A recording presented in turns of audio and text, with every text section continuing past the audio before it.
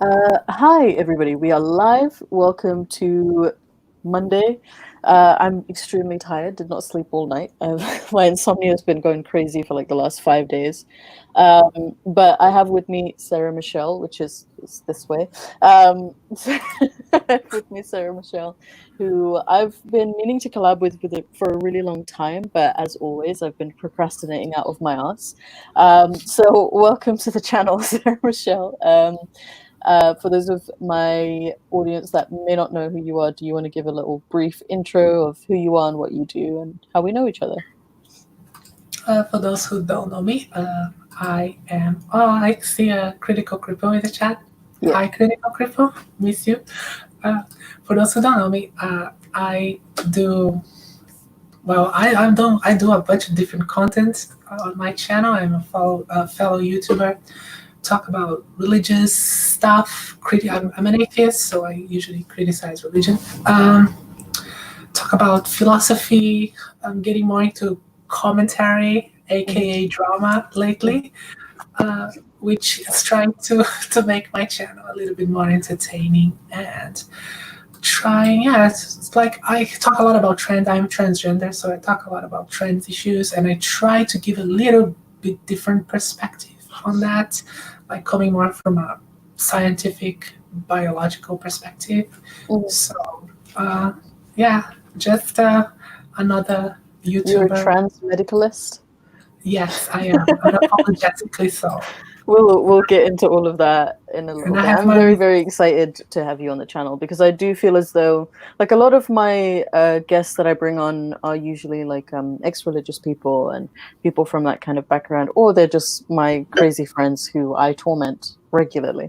But it's very rare that I have someone who, you know, who has a very different background to me, but I feel as though I have a lot of in common with, because when I watch your videos and when I engage in your content, I do feel as though there is a bit of a kindred spirit there, and that we could be really good friends if like we actually talk to each other. Sorry. But before we get into all of those things, I told you off camera and I will repeat here that everyone that I've brought onto my channel during quarantine, we have addressed two things. We've addressed the lockdown and we've addressed shunning. Shunning is something that the ex-Muslims of Britain, the Council of Ex-Muslims of Britain, and EXMNA, and all of the ex-Muslim organizations globally are protesting throughout the year. So we are going to be talking about that, and I'm sure you can, add some insight into if you've faced any kind of shunning as a trans person. But before we get into that, how are you doing in the lockdown? You're in Australia currently, so I think that Australia's relaxed their lockdown for now. But how was it for you, and how are you doing mentally? For me, it wasn't that much of a problem because I still kept working during the lockdown. I have two jobs. One of them was closed, but the other was still open. And so I was still working. I was still active. I am not someone who goes out that often, so it wasn't that much of a difference in that department. But yeah, it's still, I still couldn't go to a cafe. I still couldn't go to a restaurant. Something that I like to do is to go out and eat because I work with food. I'm a professional chef. So this is something that is annoying, that I missed it. Didn't see friends as often, that sort of thing. But I wasn't that much affected. Also, the fact that my family is overseas. So for me, it was more the concern, especially about my parents. My parents are in Brazil, and Brazil is pretty heavy in Brazil. It's pretty serious, and so there is that concern for them. But the lockdown itself, also, I moved in recently to a new apartment, so I was looking for a new house for the past month or so. So also, I was always going out and looking for different homes, inspecting homes. So I wasn't really that much affected personally. So, yeah. That's good. And are you keeping in contact with your family? And is that something? Because I would feel like that's something that would be a major concern for you. Oh Is yeah, how you're. yeah. I talk to them very often. Yeah, my mother sends me messages every day to know That's if good. I'm okay, if I'm wearing my mask, if I'm washing my hands. I miss that. I'm sure it gets annoying from time to time, but you really do miss it when it's gone. Not to get any pity points in the comments or anything like that, but it's just something that I miss. But aside from that, so I tend to cover a lot shunning in the sphere of like religious shunning, especially those who leave Islam or leave certain groups from other religions, like the Jehovah's Witnesses, like I said, the Jews. There are all kinds of these kind of culty kind of religions that will shun members that do not conform. But you kind of have an added layer because you are trans. What kind of shunning, if you do come from a religious background, have you experienced through religion, but also because of is trans a sexuality? Sorry? Is transgenderism a sexuality? I'm not sure. No. What is it? Well, it's generally described as a gender identity. I am not a big fan of that description. Okay. I would say my gender status. Okay, just to clarify for anyone who's watching, I'm not trying to be difficult. I just don't know. No, yeah, of course. Of course. But it's nothing to do with sexuality. Trans people have can be straight, homo, bi, comes of all sexualities. So yeah, it's just I think the reason why it's confusing for an outsider to this sort of community is because they're kind of grouped in with other sexualities as being the same thing, like LGBT and all of that. But like it's something that activism did, was to associate what some call the GRSM, the gender and sexual minorities, to try to be stronger in terms of cause political change and change policies and laws and that sort of stuff. That is now causing some backlash.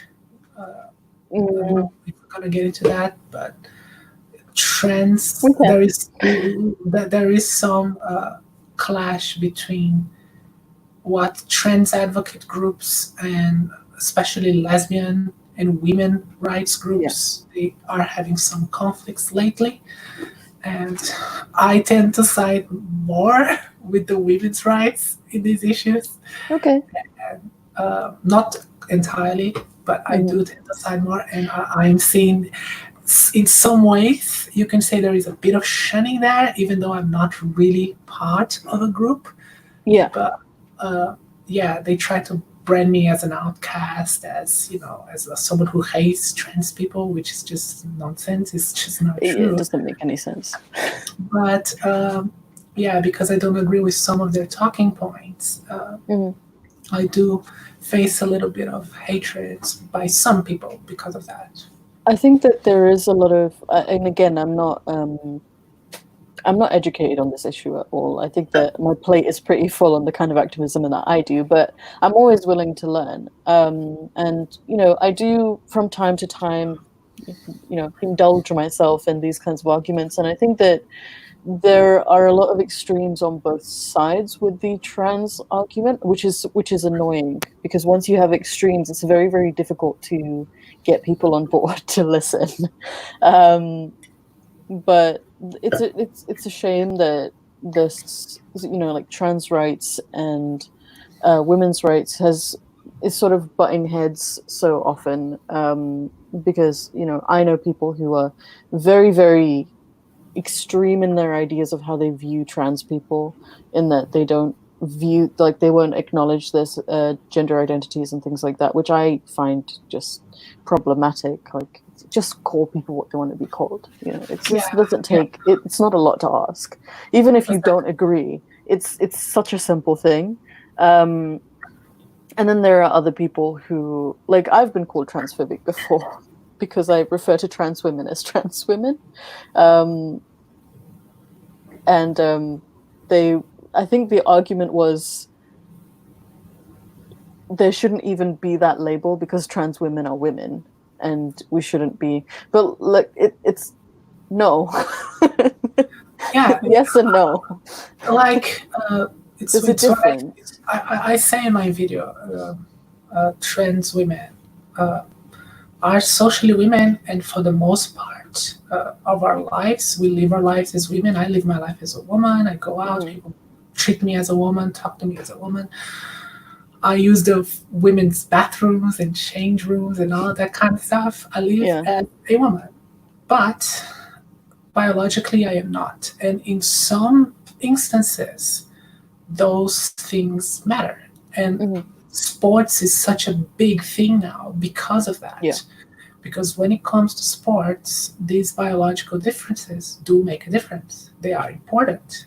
If you lived as a man until you were like in your mid-20s, like was my case, if I was competing in sports, I would have a bunch of athletic advantages that I acquired being a man, going through male puberty, that a female doesn't have. So it seems like some people like to think this is a known issue, try to pretend that this is a known issue, and if you bring this up, they try to label you as a transphobe, as someone who hates trans people, who is trying to deny trans people of their rights. And it's like when trans people speak up about that, like I did, there is some sort of shunning. Like you are a black sheep. You are the bad tranny. You are not the bad tranny. I do think that there's a little bit. I don't know. I don't want to blame my ignorance on anyone but myself, but I do think that one of the reasons why I am so ignorant about this is because people are afraid to talk about it, except for one narrative.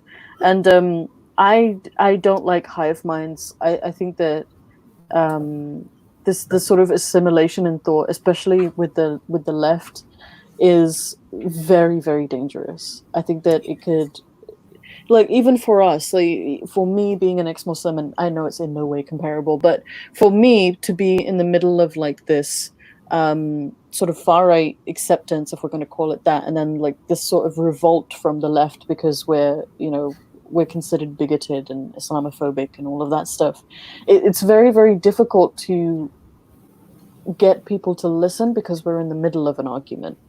We're not leaning to either side.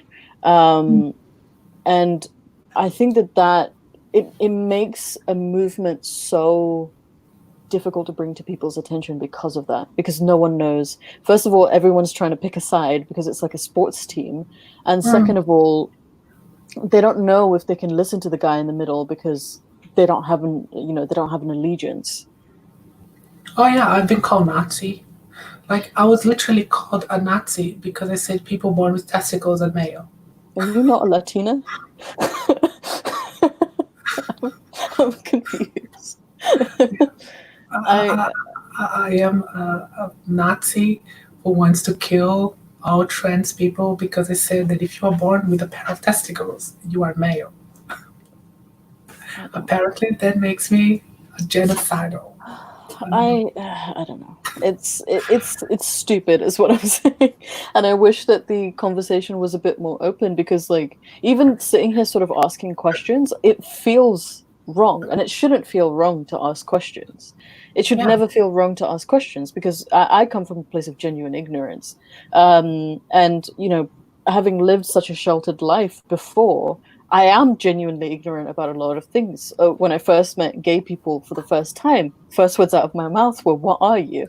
And I can see how that's offensive. But it's also, it's not coming from a place of "I want to hurt you," It's coming from a place of "I have no idea what the fuck I'm doing, and I want to learn things." And to me, I just wish people didn't feel like they had to put 70 disclaimers before asking a question. Even I feel like that, and I'm pretty outspoken. And it's just, I don't know, I just feel like it makes for such a sadder world that we have to sit back and live in our ignorance rather than ask questions, because it makes other people feel uncomfortable. I think like this topic in particular is extremely polarizing and extremely toxic. It's one of the reasons why I started my YouTube channel, to try to be like someone who is bringing a little bit of reason to this stuff, because it's so polarized, and just people basically just insulting each other.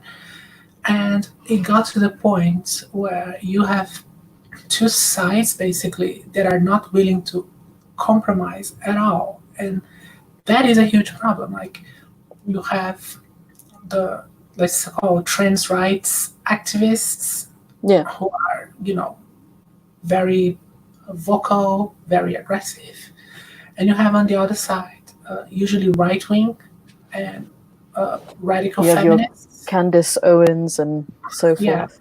and Yeah. radical feminists too, who are also just as intolerant, and they are not willing to compromise at all. Like even if you are totally passing trans woman, you have your bottom surgery, and you're still a man. You're still totally a man, and you shouldn't be using any women's facilities. And if honestly, you do, like I was told that if I use the women's bathroom, I am literally oppressing women. For me, whenever people have asked me before, like people ask me a lot of what they think are pressing questions, but for me it's like so I've been asked so many times before, like, what do you think about trans women using women's bathrooms? And for me it's like, what are you doing in bathrooms that's so important to you that you need to hide it from men? Like, I understand segregating that, I understand that, but also, what is so important that you have to claim that bathroom for one gender and one gender only? Like, what are you doing in there? Like, if I use a public bathroom, I go in there and I get out. Like, I don't understand, like, what is your game plan? If your whole game plan is like become a woman and then oppress women, there are easier ways to do that. no, like when it comes to trans women, like to transsexual women, like me, like Blair Whites, like ContraPoints, who went to the whole transition and look like a typical woman. The whole thing is just stupid. Like, it's dumb. The whole counter argument is dumb. But the problem is there is lately a new wave, let's say, of trans women and trans people who are not presenting as female, not presenting as women. So you have a male, a biological male, totally presenting as a man, saying, I am a woman, I want to use women's facilities. Yeah, and that is the problem. I think that Jessica Yaniv can't really be I don't know what to call him, Jonathan or Jessica Yaniv, but I just, look, he's a pedophile, so I don't really want to. I really don't care. You don't have to be respectful. I really don't feel like I do. But I think the last time I kind of had this argument, because I have a lot of back and forths within my community, even though I'm not educated, I will still take any opportunity to argue. So I think the argument that we were having was, the question was, do you think that trans women should be able to access women's shelters if they are attacked or raped or whatever? And my immediate response was, yeah, of course they should have access to that. And then it was a big argument of, well, aren't you putting a lot of women in danger? And it was just like, if someone has been raped or attacked and they need shelter, I don't quite understand the mentality of, well, they can assault somebody in a women's shelter. You know that men can do that to men, women can do that to women. And then it went into a whole conversation of, oh, if a man is raped, it's different to a woman being raped. I personally, I don't think so. The way that people go about it is stupid. Like, the problem, even if you have a male rape victim, right? Yeah. I think you could totally fine for them to even share, because a male rape victim is going to be so shattered, and it's usually going to be a gay man. Yeah, I think I'm not going to say that it doesn't affect people in the same way, but to say that they are not entitled to. The problem is people taking advantage, and that is what I try to tell. Like, when people come with rocks and stones at me, like, oh, you're transphobe, you're saying trans women are sexual predators, and like, no. But like, when we were having this argument, the immediate response was, well, look at Jessica Yaniv. And I was like, I'm sorry, but Jessica Yaniv went into you know, a waxing service and demanded that those women wax their genitals. It's completely different than taking refuge in a service that is meant to protect you and comfort you after such a horrific experience. But here is the thing: what if Jessica and Eve or other, let's say a predatory man, Yeah. goes to a shelter, Mm. claims to be a trans woman, or I identify as a woman, Yeah. I've been raped, and once and the night that I can't. Are you gonna ask? You don't really have any way to. I still don't think that they should be turned away. Like, while I do agree that that should be monitored, I still think that if someone is claiming to be raped and they need support, they shouldn't be turned away. Maybe referred to another service, call the police, whatever. Like, maybe don't give them shelter, but they shouldn't be like, no, we don't accept your kind here, you know? No, yeah. But here is the thing: when you have no gatekeeping whatsoever, yeah, and in terms of shelter, you're just gonna take whoever comes in asking for help. You're not gonna ask for a fucking police report. You're just gonna have them because they need support. yeah, You're not gonna ask many questions. If there is no gatekeeping whatsoever, yeah, it's very easy for predatory men to take advantage. to take advantage of that. But that's exactly why. That's exactly why these issues need to be talked about, and it just seems like. And some people don't want to talk about it and want to pretend that this is not an issue. Like, come on. Yeah. And when women speak up, and this is what my video will be about, the video that I'm working on, when women speak up, they just dogpile on women, they just bully and attack women who speak up, and then women feel like, I'm not going to talk about this. I'm going to be on my own, not going to say anything, because if I do, people are going to dogpile on me. But then what they're going to do, they're going to respond on the ballot. They're going to vote for people who are against that. And then they all are surprised when they lose elections, because this issue, if you're not allowed to talk, you're going to voice your opinion in another manner. You're going to go. I agree. And as I said, you're going to go and you're going to vote. You're going to make a whole subculture. Exactly.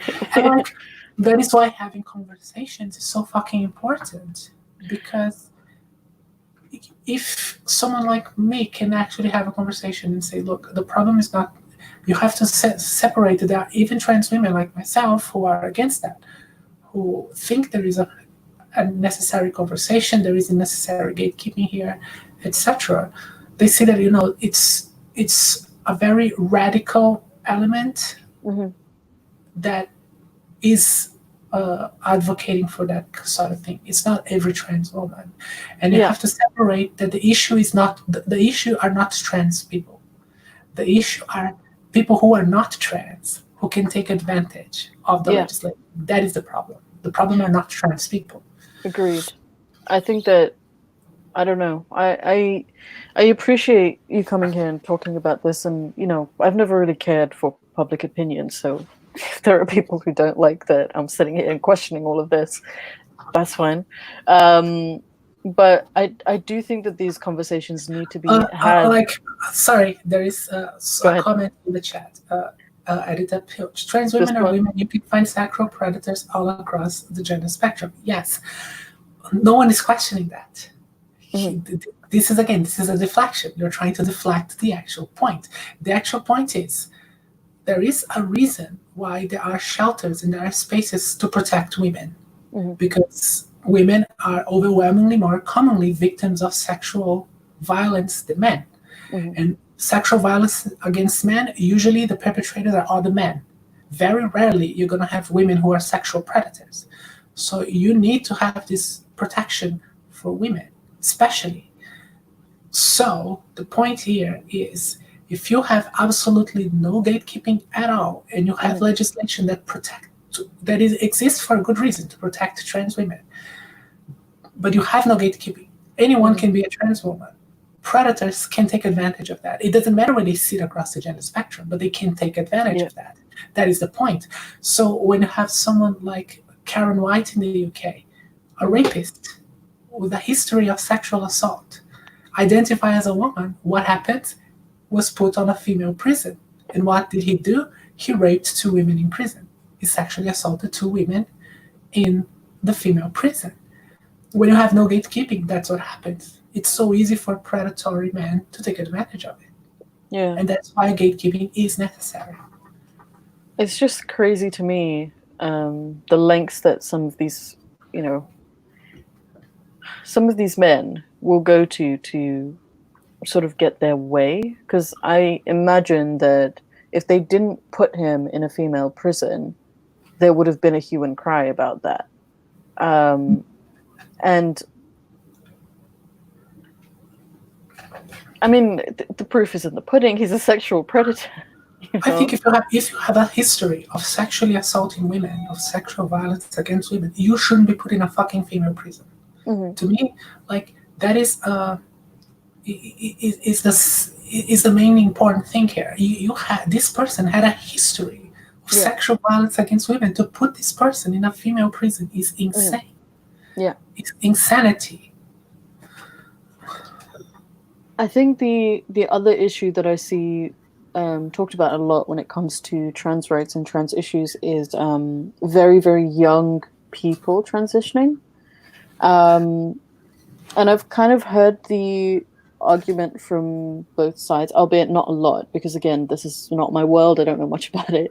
But what is your take on that, and why? I think I am pro allowing kids to socially transition. If they want to change how they dress, if they want to change how they present themselves, their names and all of that, I'm okay with that. Diagnosing children is hard because their personality is developing, because their brain is developing. So to diagnose a child with gender dysphoria is tricky, is easy to misdiagnose. That's why when it comes to physical changes like medical transition, I think it's better to wait until the age of consent. Like in most places, 16 years old. Once you reach the age of consent and you can consent to your treatment, then you can do it. Because this is an experiment. We don't know the long-term effects that puberty blockers might have in someone who is developing normally. Because they say puberty blockers is used for a long time, but it's used for people who have developmental problems. So you slow down the development because they are having the puberty too early or they're having too much hormones. So in this case, you have someone who's having a typical development. And then stopping that process. We don't really know the long-term effects. Short-term, they can have some problems. They can have infertility problems, for example. So there are issues involved in this that a 13-year-old cannot consent. You're going to have to ask permission for the parents, and if later on they change their minds, they might have damaged their health, they might have damaged their reproductive potential because of it. And I am against that because of these issues, because the person is too young to consent, and because the diagnosis is unreliable. Now, one of the things that is being studied a lot is the biological causes for people to have gender dysphoria. And there are some good studies that indicate there are some biological causes for that. What would the biological causes include? There is studies in genetics that show a combination of genes. There is a correlation there. Some genes that might cause gender dysphoria. And there is some studies in neuroscience that shows that trans people with gender dysphoria have some atypical brain development. So if we have enough technology to be able to use this stuff to diagnose, then you're going to have a much more reliable diagnosis just in a psychological evaluation that is very subjective and very unreliable. So when you have something like that, I would be more open to allow kids to take hormones. But at the moment, I think an approach of social transition, of education, where people be open to accept kids who change and allow them to express themselves, is the best way for me. Is, in my opinion, the best way to deal with it now. Because if people are open, if people are respectful, Yeah. even if you go to gender dysphoria, that is distressful, that is, that causes a lot of psychological problems, Mhm. it will be a lot easier if you have support, if people are accepting you. I think it Yeah. will make a huge difference. Yeah. I mean, I certainly can't relate to that. It's something with this, because I'm not trans. It's something that I can't quite understand. But how would you like? What does it feel like? That's what I'm asking. What does gender dysphoria feel like? Oh, it's not fun. It's not No, fun. No. sorry. No, it's okay. I Um, don't mind talking about this stuff.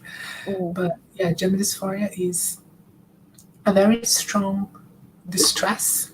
mm, You feel distress, and some people feel disability is disabling in the sense that you don't want to go out, you don't date. I didn't date until I started transition yeah.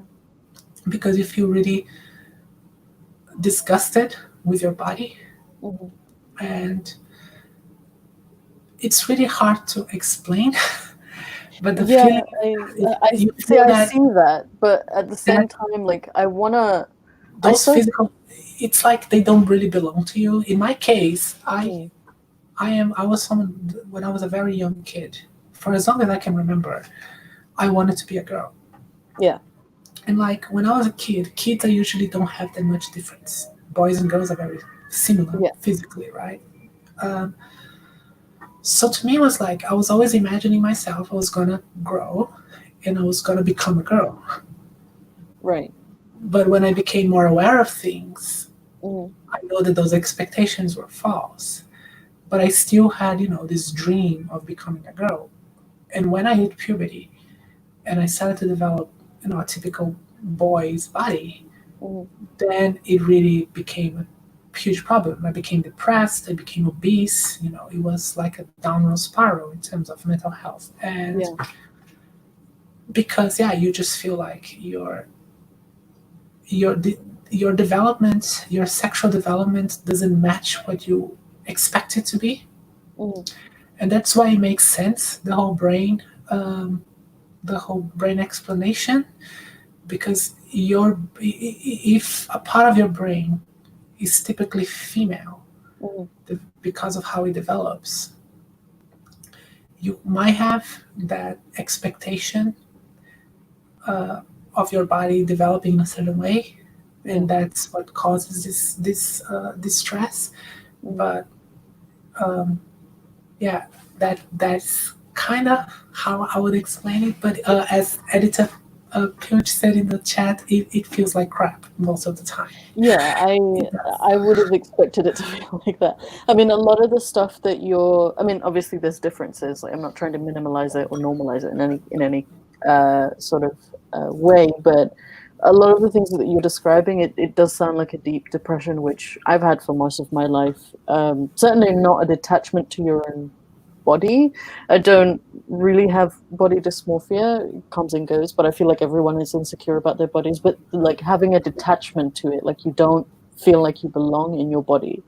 Um, And I there's don't know. also socialization thing. Like when people talk about gender, they usually talk about the socialization. I don't entirely agree with that. What is it? What does that mean? The process of you being socialized in a gender. So they believe that gender roles are completely assigned to you because of Right. your sex. Mhm. I think there is a lot of crossover between biology and culture there. Mhm. I don't agree totally with social scientists when they talk about gender, especially with feminists. Yeah. Like they think it's all cultural, it's all what they call social constructs. Right. I think biology plays a huge role, a much bigger role than they want to admit. But Mm. there is this process of you being socialized in a gender. Like you are taught, like, when we are born, we are fucking idiots. We know nothing about anything, right? Yeah. And we are taught everything that we know, pretty much. That girls should do and boys should do, and Yes. you know, And there is a social aspect to gender as well. yes, there And is I this mean, I think process. someone asked earlier in the chat, like, so is gender a social construct? I think to an extent it is. To an extent, Yeah, I I think agree. that I do completely agree that biologically men and women are different. There is nothing that you can say to change that. That we are different. You know, women have vaginas, we have a lot of estrogen, men have penises, and they have testosterone. It's just a fact of life. That's, you know, women can give birth, men can't give birth. Um, Women are amazing, men are trash. There are certain things that you can't change. But I don't like this. That there does seem to be this movement of pure denial that that we're completely equal and gender is completely a social construct, and that's something that I think that's a little ridiculous. Because for me, as someone who is a woman and has always sort of like I grew up in I grew up in an environment where being female was something, it was viewed as something good, but it never felt good, you know, but coming from a very It's very Puritan. patriarchal environment where Yeah, men it's very have control patriarchal. over everything. So for me, it was always like, oh, men can do this, men can do that, men can do this, men can do that. And that, for a long time, I thought maybe I'm supposed to be a man because I want all of those things. And it's I made a video about it, about how when I was younger, I was constantly like jealous of the fact that my brother was a boy and I wasn't, because he could do everything and I couldn't. And to an extent, like, society molds you in that way. There are still things in my brain that I've been raised with that I think women should do. Like, I'm obviously not a very conservative person. Look at my hair, look at my face. But you know, when it comes to like my personal life and my relationships, I'm a very traditional person. And I don't know if I like that, but then again, if it works, it works, you know, for me. But there are just certain things that you cannot deny. Men are naturally stronger than women on the whole. I'm not saying that you could, you know, you can't on an individual level go toe to toe with an individual man. That's not what I'm saying by far, but statistically and by majority, if we're going to call a spade, men are stronger than women because they have the advantage of testosterone. That is how, you know, we as a species have evolved. You know, biologically, women can give birth and men can. I feel like I'm being controversial, but I'm not, right? But that's the thing. These things have become controversial, which is insane. Like, yes, of course, some they're gonna say, but trans men can give birth. True, they can, but they are the exception. But would they? And that is the thing. My question like, to that, we have to understand that we are an exception. Yeah. Typically, women give birth. On the whole. Don't. Yeah. That is the typical. But yes, trans men are the exception. They are, my opinion, they are men. They are socially men. Yeah. But since biologically they're female, they can give birth. But I mean, obviously, I can't live in the mind of someone who is trans, but would that not be something that they would want to avoid? Like a trans man becoming pregnant? Not necessarily?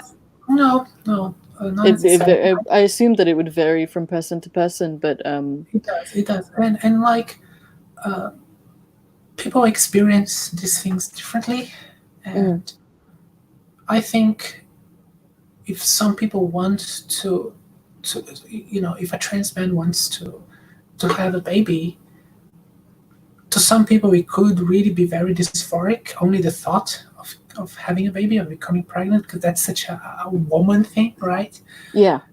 But some might not have issues with that. So, because again, people experience these things differently.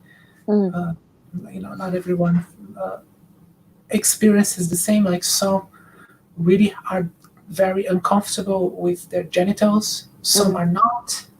So again, like, not everyone experiences all of this the same, and I'm totally okay with that. Like, I don't think, trans people need to pass. Trans people need to be, always beautiful. Or Yeah, they don't have to conform. They don't. You can And I be. think that. Do you think there is this pressure for trans people to conform? I think there's less of a pressure. That is one of the good things Mhm. that I see from the trans rights movement. That's people say. Yes, to I am trans. Of having less of this pressure, this is something I welcome. Yeah. Because especially if you are older, it's just impossible to put that pressure on people who transition after they're older, because they won't. Especially if you're male to female, you're not gonna pass. It's just not gonna happen. You mean testicles having bombing testosterone in your body for 50 years. Yeah. You're not gonna pass. It's not gonna happen. So that is something that I welcome. I don't think there should be that pressure. Mm-hmm. On the other hand, as we said before, there is need some freaking gatekeeping. And as a trans medicalist that I am, I think to be trans, you have to take hormones. You have to go through that whole process. Yeah. I think changing your clothes doesn't make you trans. I'm sorry. I don't say this to be offensive to anyone. You can wear whatever the hell you want to wear. Mm-hmm. I'm not going to judge you for it. But I don't think that makes you transgender. I think it's not just your clothes you wear that makes your gender. Yeah. I think before we move off the whole trans issue, because I do feel like we've been talking about it for a while, and we can continue if you want to. But it doesn't matter. It's just there are very few times in my life where I feel like an absolute idiot because I don't know anything about this. I'm being completely honest. But I wanted to ask: is gender identity? So? We know that, or we accept, or I accept that sexuality is pretty fluid. I think it changes in people from, whatever phase in their life that they're in. But is gender identity the same? And is that why we see older people transitioning, or is it constant? No, I don't think so. That is like one of the big things for me that I have issues with. Expression is fluid.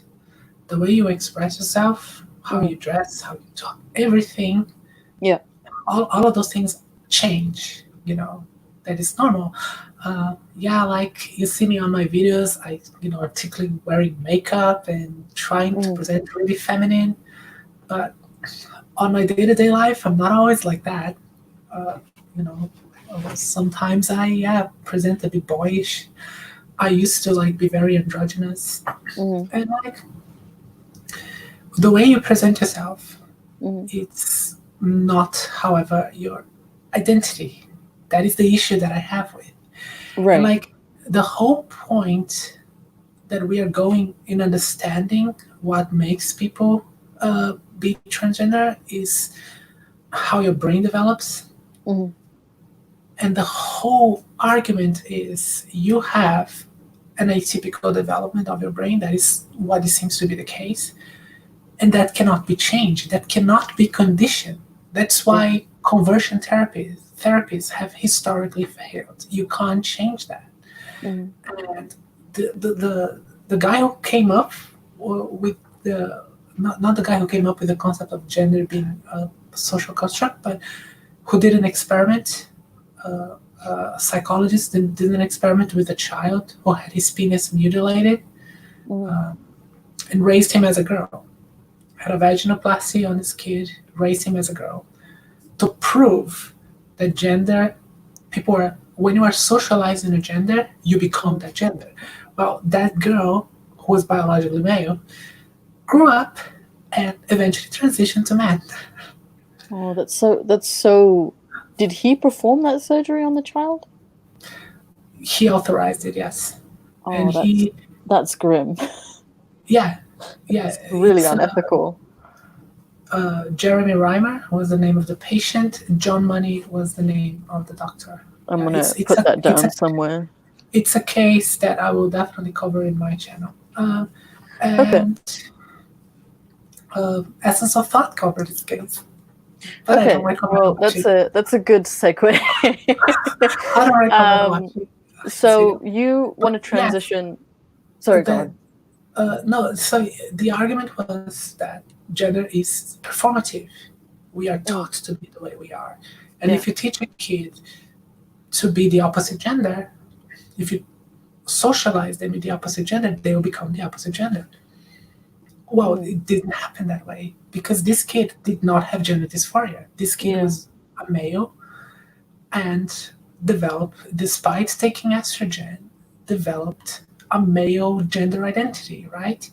Yeah. And transitioned to man later in life. Mm, And um, I think this experiment, which is unique, nobody tried to repeat it, and I hope nobody tries to repeat it yeah. because the person ended up killing himself when he found out the truth about his life, which Oh my is it's a gosh. horrible tragedy. Yeah. Um, but yeah, the whole point is here is how you identify. How do you see yourself in this whole gender? I don't know. Spectrum. Scenario. I Yeah. don't like spectrum, but You don't like you spectrum. know how you I yeah identify yourself. I'm gonna I go with think my that I think there is argument. a difference in It's something that is biological. That is the argument. It is biological. So if it sure. is biological and if it is set in stone and you cannot make a trans person convert, then this whole fluid thing falls apart. So it's not fluid. Because if it Yeah. is fluid, you can convert it. You can make someone change. So they are two completely contradicting positions. Yeah. So um, I that's why I have so many issues with it, and I think it's and the evidence is against it, and I think there is this conflation between gender identity and expression. How you express yourself, they're not the same thing, I and they are agree. being conflated a lot, and I have issues with that. I was actually going to say the same thing. I think that you know, for example, myself, I think that a lot of people would agree that I flip flop a lot with the way that I look. Um, and one of the reasons for that is that for me, self expression has always been um, difficult because I grew up in a society where that wasn't a thing. You weren't allowed to self-express, at least not publicly. So for me, all of this is just a result of me never being a teenager. And this kind of expression you might think is, oh, that's really masculine, but that doesn't necessarily mean that, especially with this haircut, that doesn't necessarily mean that I'm identifying as a man or I'm moving towards that. And I think that conflation can be very tricky Yes, because like obviously when you do transition, so for you, for example, male to female, you do start dressing and identifying more with feminine societal norms and things like that. But at the same time, if I as a woman start dressing like a man without transitioning, that doesn't mean that I'm a man. I don't know if I'm making sense anymore. no, I think you are, and that's the like one of the big things that I have issues with, and Okay. a lot of gay people have issues with, and Mm, especially a lot of lesbians have issues with. yeah. Like with this whole new non-binary Identification. trend. Yeah. Like I'm gonna call it for what it is. It is a trend. Mm, Like if you are a gender non-conforming woman, like if you like you said, have a masculine hairstyle, like that doesn't make you less woman. That doesn't make mm, you like, oh, now I'm non-binary. I'm not a woman anymore because I cut my hair. Like that is sorry, just plain silly.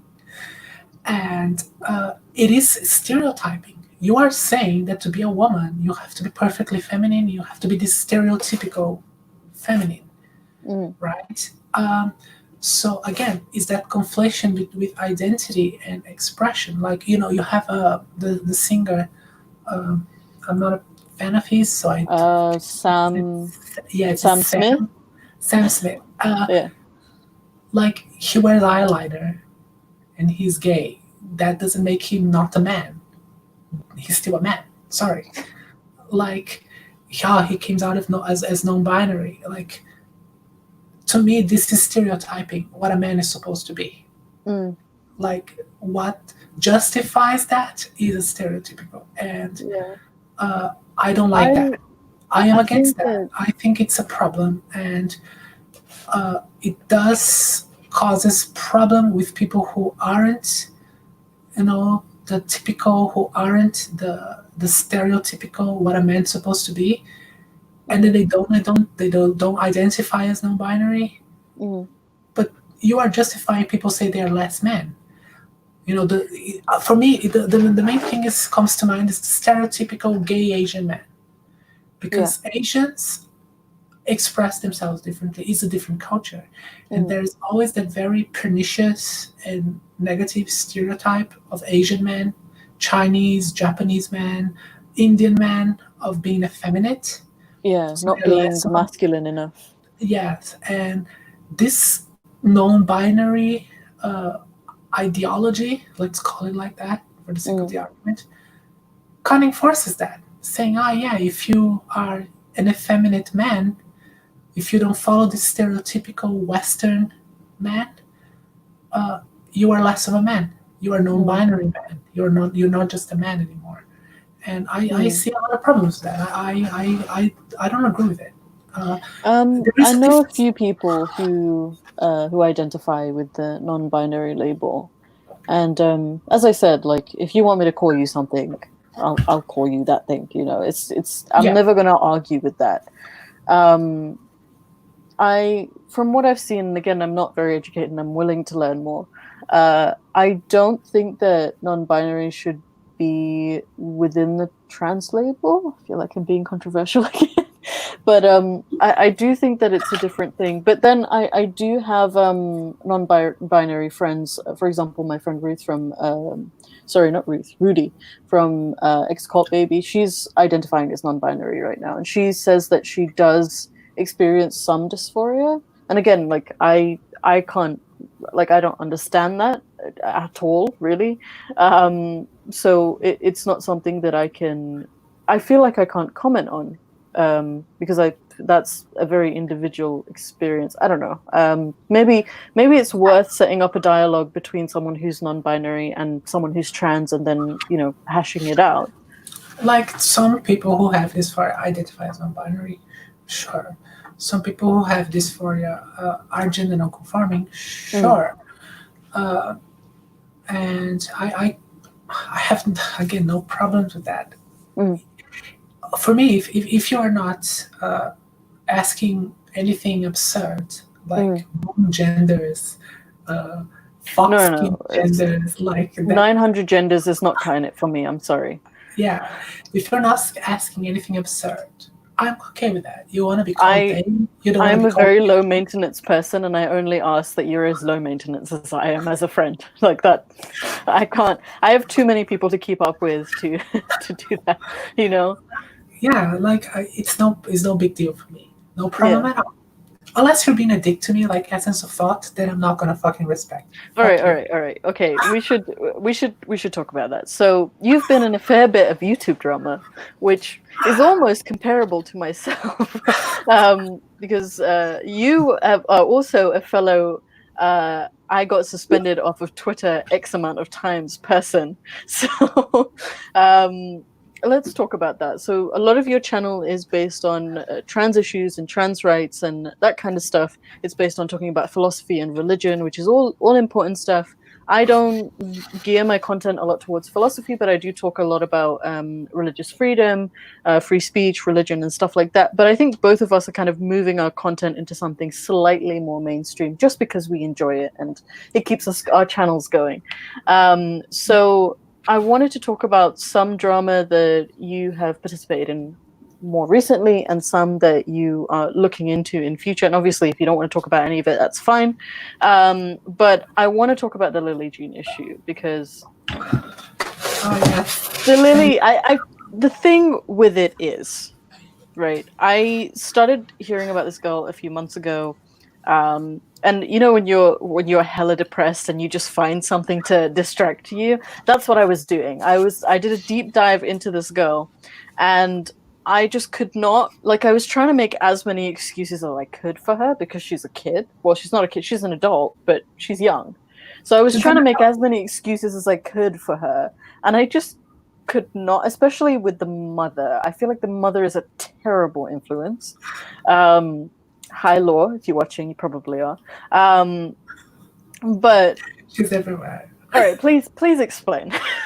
just please explain. The Lillee Jean is a saga that is still going on. It Uh-huh. is still going to go on for a while.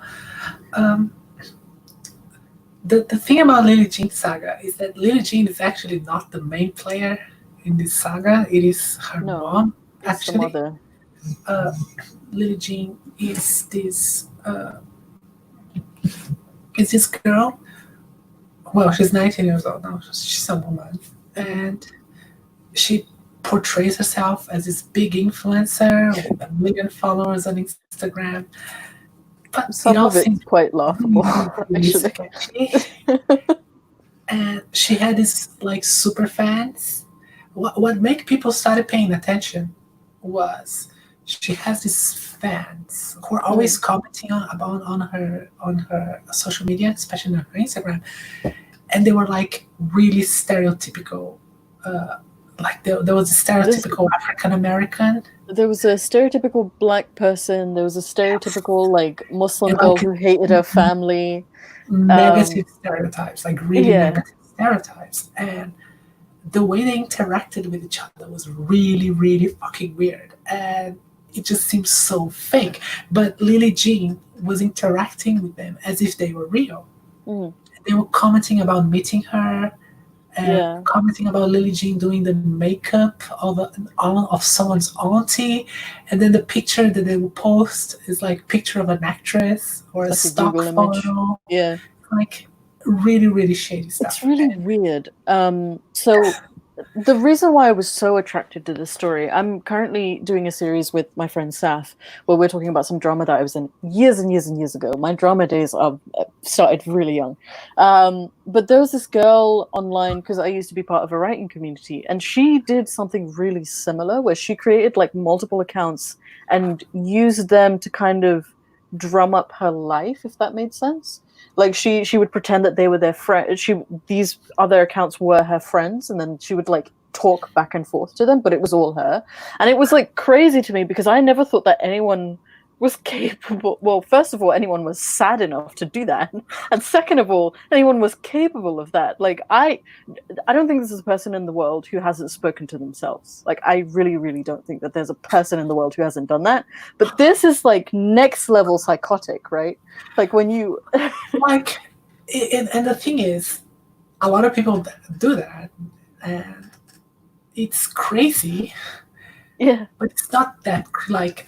There are two things. It's crazy that you go to that level, Yeah. but the fact that they were making like very negative stereotypes is something that caught people's attention. Like the Quite African American racist. woman, Yeah. yeah, had some, the way that she wrote, like some spelling errors and that sort of thing was just like, no, fuck you. And the gay guy who was supposedly Lillee Jean's best friend was like overly exaggerated Yeah, camp. it's like offensively camp. It's just like no one talks like that. Like even the campus of the campus gay person doesn't talk like that. Like come on, Yeah. it's just way exaggerated. So people started to call that shit out. And the way they responded to that was that became the problem. Yeah. Like when people were calling it out and they were starting to harass people, they started to dox people, call people at their workplace. Like the woman, the mother, she went insane about this shit, trying to effectively get people fired from their jobs. Like whenever someone would make a video, they would strike their channel with a DMCA claim, like trying to shut every criticism. It was just going crazy. And well, this was just it. someone, Because when I first started seeing these videos about Lillee Jean, there seemed to be this like theme of people telling others not to make videos about her Because she because strike her channel. Yeah, they didn't strike but like, mine. how does she have this much power as a 19-year-old? Is she got like is she part of the mafia? Like, what the hell is going on? No, it's just the way YouTube works. So, if I make a video about you, for example, right? Yeah, And I use your content on my video. yeah. If you think it's not fair use, Mm. you can submit a copyright claim to my channel. Sarah is using my content without my permission. Yeah. But there is a caveat to that. If I'm using to criticize you, to comment on what you are doing, to make a commentary, I can do that. Yeah. It's called fair. It's fair use. It's fair use. Yeah. So.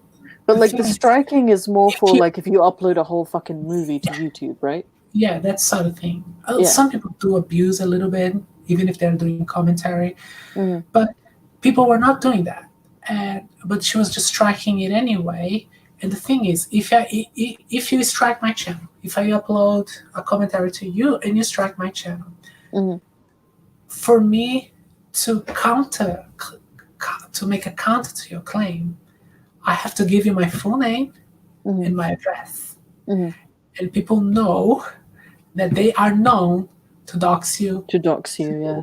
Call your workplace. So people were avoiding, because I'm gonna have to give this woman my details. So people were avoiding doing that. So that's how they can take advantage of it. But now there are people who are willing, like, for example, I don't give a shit if I have to give her my full name and address. I don't fucking care. You've called her out and you've said that if you have to take it to court, then you will. I will and take she'll it lose. I will take it to court. If I have to, I will. So she hasn't stroked my video, and she won't. I'm pretty sure she won't, because she's not gonna win. And I know other people who already are protected. Well, this was my worry because I don't want to say anything because I want to give. This was my original worry, because if she does strike my channel for this video, and I don't think she can because I'm not using any clips. Another YouTuber called Tater Tatiana, she made a few videos about her, and her channel is risking to be removed from YouTube because of it. Oh shit! Because like all of her videos are getting copyright claims, and if you get 3. Actually, it's 4 because you get 1 and then another 3. You can have your channel deleted. So it's just abusive. Like people are allowed to comment. People are allowed to make response videos, and it's just taking advantage of a system because you don't want people to criticize you. You don't want people to talk anything negative about you. Yeah. Because I think like. The way I see it, Lillee Jean is a bit. She's. I don't say that to be mean, but she has, it seems, some intellectual disability. She seems to be slow to catch things up, and that's the impression I have. I could be wrong, of course. It's my impression, and her mother created this fantasy. This dream world for her. Yeah. And she is doing everything to keep it that way, to keep Lillee Jean in this fantasy land. Do you think that Lillee Jean is not a part of it? I mean, she's very young. She's 19. I think she's being gaslighted by her mom. I think there's definitely manipulation on the part of the mum, 100%. Like, I'm not denying that in the slightest. I wouldn't. Because I work in the sphere of learning difficulties and things like that, I wouldn't say, and obviously I don't know her in person, but I wouldn't say she has a learning disability necessarily, or any kind of, or that she's quote unquote slow. She's very mature. She's very mature. She is very immature, but I do find that children who are kind of raised in a bubble, like, so for myself, for example, being raised in indoctrination, and I think it's kind of the same thing, when a parent has complete control over your life, it does stunt your maturity and it does stunt your mental growth a lot. So that level of immaturity and also the sort of entitlement that she seems to have feels very much just a side effect of her mother's influence. I don't know what the mother's deal is. She seems like one of those parents who would like Munchausen syndrome, who would like who's like always going to keep one foot in their children's lives without, you know, allowing them to have any kind of independence. And, you know, this is coming from an impression that I've gotten from videos made about her and from videos that she's done with Lillee Jean. Again, don't know these people in person, but that's what it seems like. It seems like very controlling, very manipulative, in a way very, very narcissistic, because she projects all of the things that she wants for herself onto her daughter, which I think is extremely toxic. And while Lillee Jean, I think that to an extent she needs to be held accountable, I do think that she's a victim in that sense. I can't see her in any other way. Like, someone made a comment in my video about Lillee Jean, she's also, you know, responsible, etc. I can't see her as anything other than a victim. I feel bad for her. I really do. And now there's this whole child grooming story that she's dating. This is something that I wanted to bring up as well, because I watched Shannon's video, I watched Creepshow Art's video on it, and there is she's definitely a victim if all of that is true. If with her being, you know, when she was, I think it's like 14, 15, she got into this relationship with an older man who was an adult at the time, and I can't remember, something stupid that she calls him Fipi or Felipe or something like that. He's French and he's an ambassador. Again, it sounds very grandiose and it sounds very made up, but if it's not, it's dangerous in the sense that she and her following, and she's spreading this idea that as long as the parents are aware of it and they don't report it, it's fine. That this kind of grooming and this kind of pedophilia, because that's what it is okay. Like, it's the thing with them. Is it true? Who knows? Maybe it's all like there is no picture of this Fipi. I hope that it's reported now that she's reported it. She said it on a public platform, so I hope that it is, you know, it goes on public record that this girl has claimed to be groomed. But if this is all fake, and they both know it's fake, they both made up this story, then the whole thing about Lillee Jean being a victim kind of becomes it's a case of a victim becoming they are just like doing anything to be the center of attention now. Because it's actually helping them. As I said in my video, when this whole thing started, they had nobody to support them. Like, there was before Steve McRae got involved in it, there was literally nobody supporting them. I don't quite understand why he's nobody understands. This is going to get me in trouble because we know Steve's a drama queen, but nobody understands. I don't understand why he supports them. Well, I think he could. He can see a lot. He has a lot in common with Laura. Yeah, but even like narcissists typically don't like each other. Sorry. Because they see it as competition. But I don't know. They both have a persecution problem. Like with how McRae is always talking about victim mentality, for sure. 100%. The group of trolls persecuting me, etc. And I'm just saying, if Steve is gonna step to me and say that he's trolling me, I have a thing or two to say to him. As someone who gets death threats every single fucking day of my life, he's gonna have a real thing come to him if he starts claiming that. Oh yeah, I'm a troll now. I am totally a troll, according to him. Because I criticize I might say that you are the most beautiful troll I've ever met. So.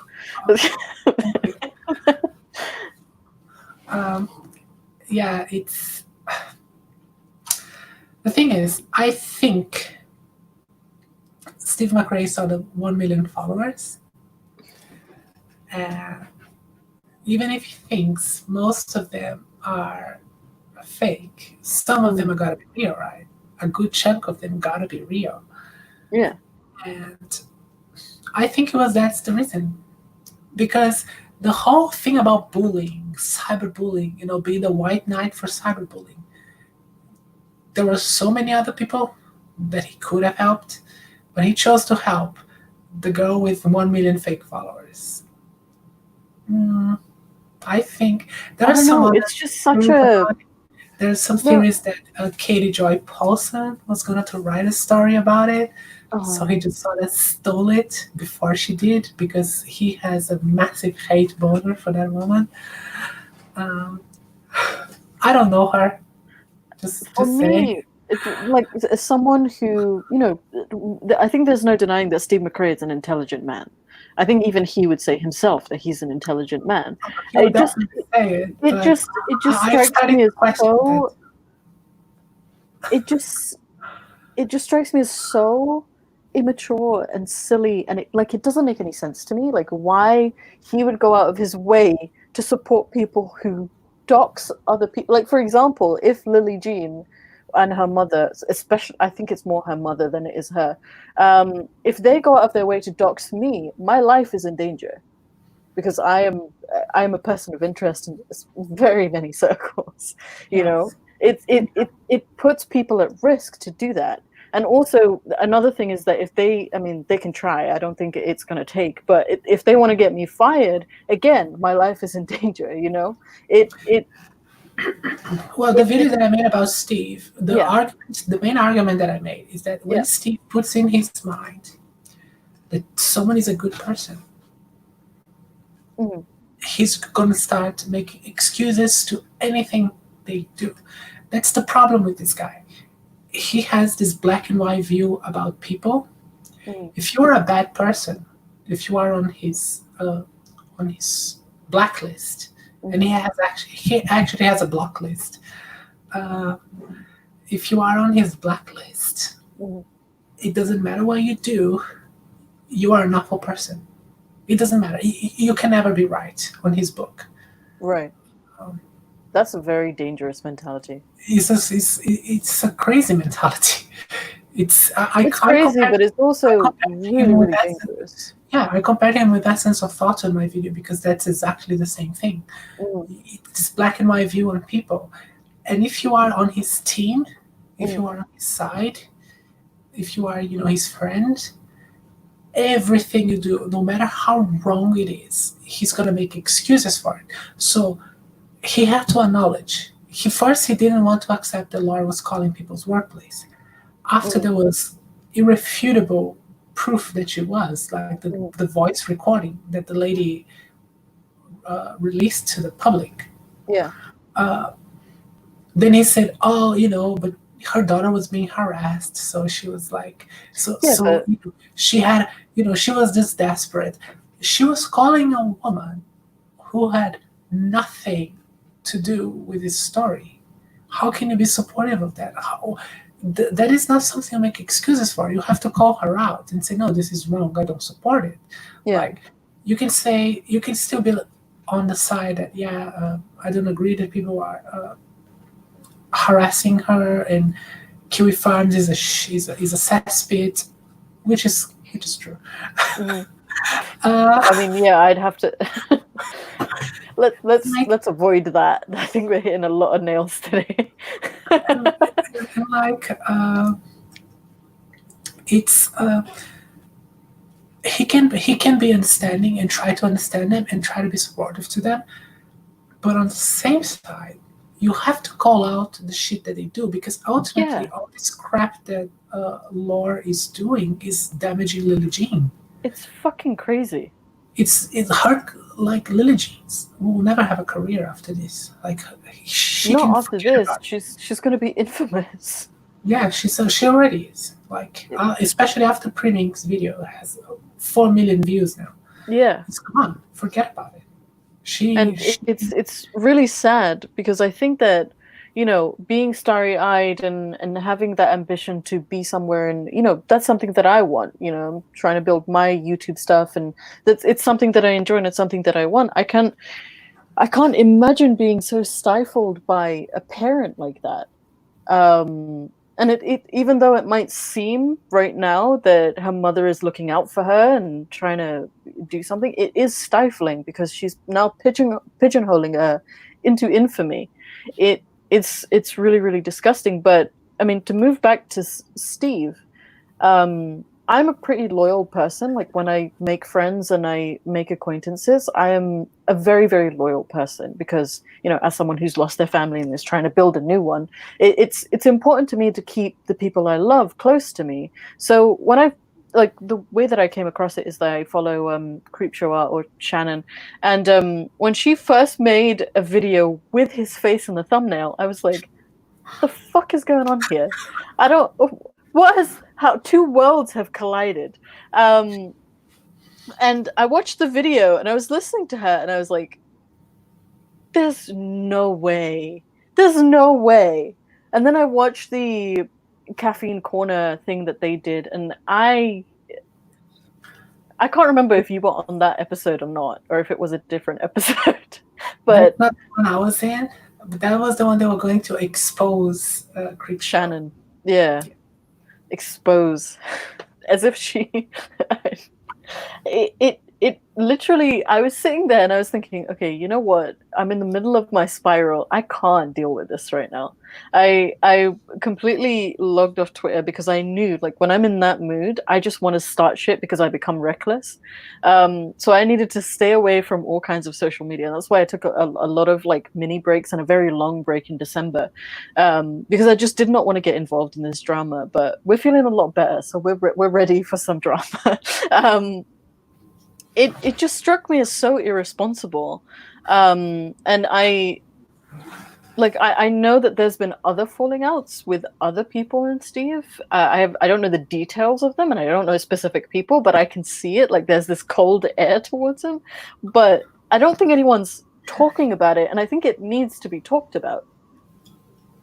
The problem with Steve, he can't accept that people question his actions. Like he said, "Oh,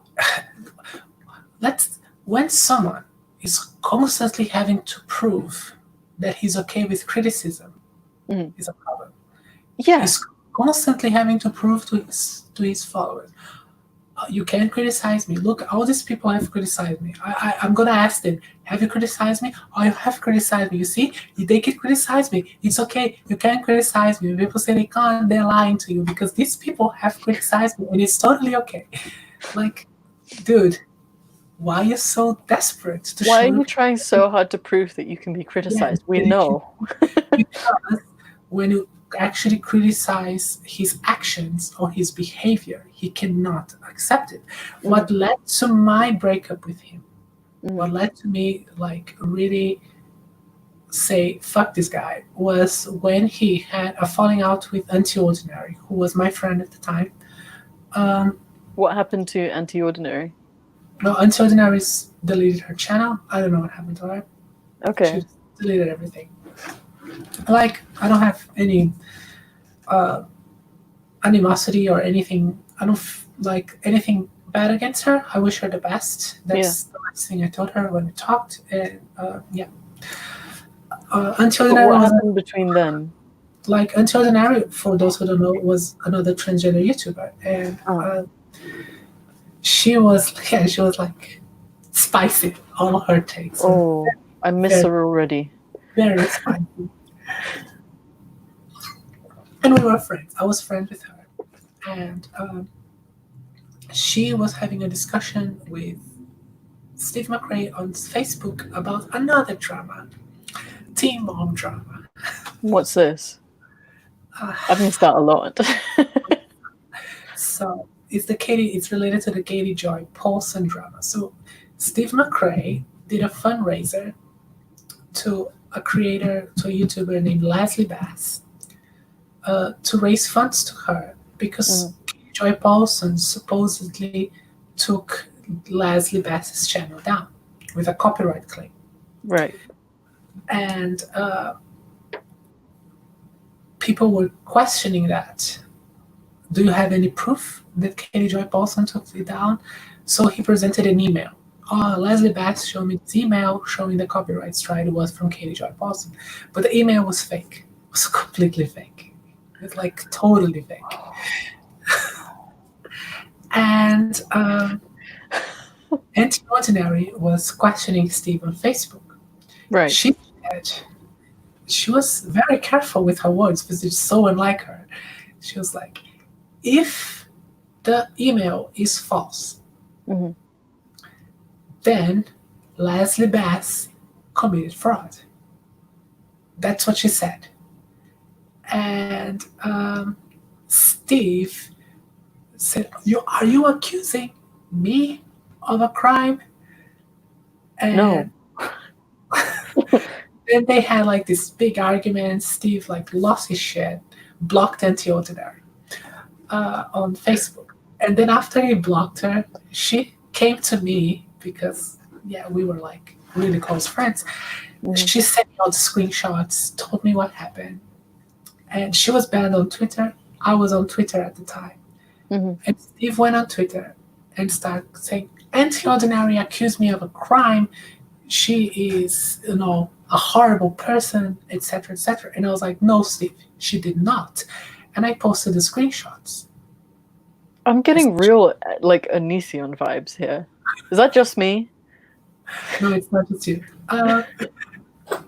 It's the gray Onision. Anyways. Gray Onision. No. He's the 34th. What was it? Atheist on... Him an atheist is like the worst insult you can make to him. And he was just like, she called me a criminal. And I was like, no, Steve, she didn't. And I posted a screenshot. Uh-huh. And then he said, but in my opinion, she called me a criminal. In your...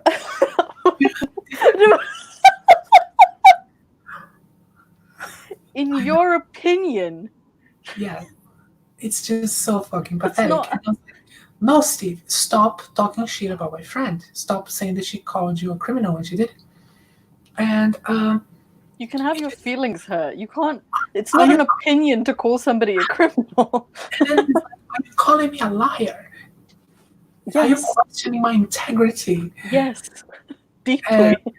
And I said, yes, I am, because you're lying about Anti-Ordinary. Stop doing that. And what he did was he muted me and then made a passive-aggressive tweet saying that if you have a question to him, you don't come at him sideways. That's the expression that he likes to use. And okay, boomer.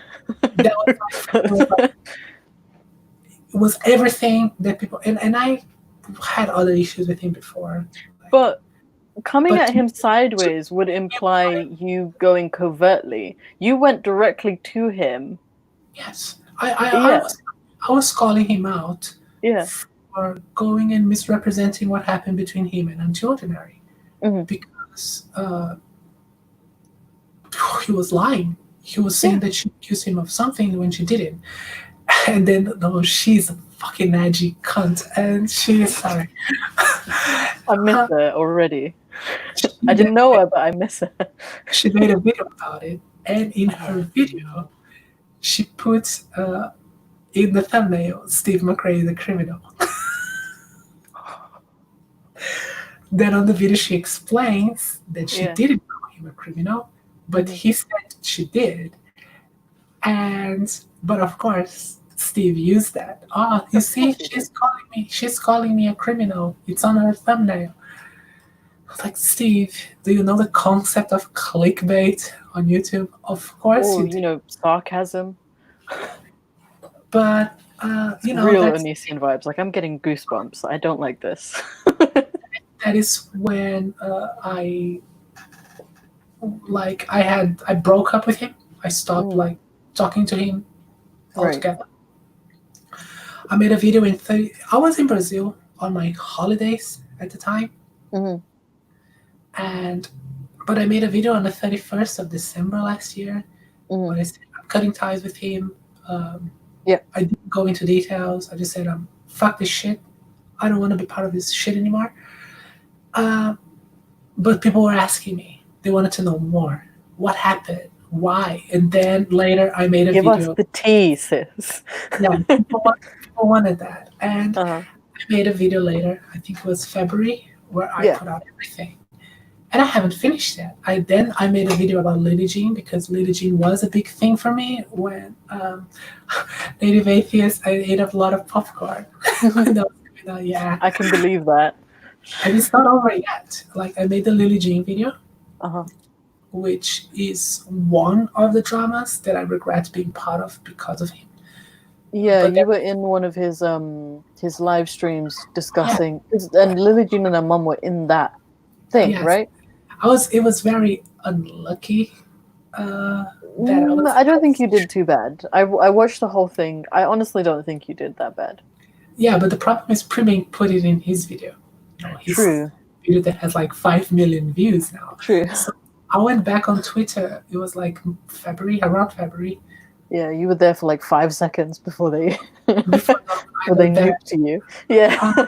And a lot of people were like, "Oh, Sarah, she's the one that supports Lillee Jean." I was like, Oh "Oh no. shit! I have to do something about that." And that's why I did my video, because I had to clear that up. And hopefully my video with time will get a lot of views. I think it should. Lillee Jean's a hot topic at the moment. Yeah, it could potentially get quite a bit of views. And then this whole thing about people saying, "Oh, you believe in Lillee Jean?" No, I don't. I don't support that. And that's the main reason why I made a video specifically about that. And there is another drama involving Steve that is way, way worse. It's dark. That I will also make a video about. Because do you want to say that, or do you want to talk about it? It's up to you. You have to go to her channel to find out. I'm gonna do a response to another YouTuber. I'm working on a response to Vosh right now. Sure. So that will take a while. For my channel, it's like I do these more elaborate videos. It's becoming a sort of thing. I do response videos, which are they're good. I think you should keep doing it. And you seem like you have a lot of fun doing them, so keep it going. But at the same time, like every week I try to put something out, which is just like a short commentary video. So I have like 2 types of content. Yeah.